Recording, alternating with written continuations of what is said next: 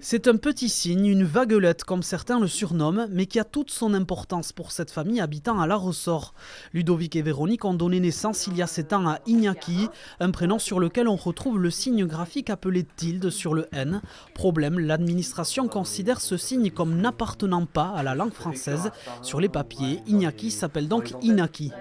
À sa naissance, on avait fait la demande d'avoir le tilde et il n'a jamais été mis sur les documents. Donc aujourd'hui, on est dans des démarches pour le faire valider ce tilde. C'est surtout des portes fermées systématiquement où on fait des demandes, on nous renvoie vers d'autres services jusqu'à avoir une réponse négative, donc on recommence le processus. Il s'appelle Iñaki, ça se prononce Iñaki et ça doit s'écrire Iñaki.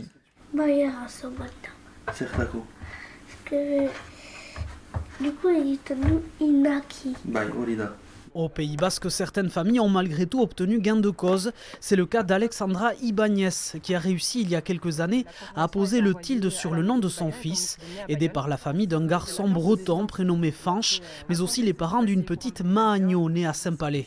Ils ont constitué une sorte de dossier en amenant plusieurs arguments indiquant que le tilde sur le prénom de Maagno était légitime et que il fallait l'écrire correctement.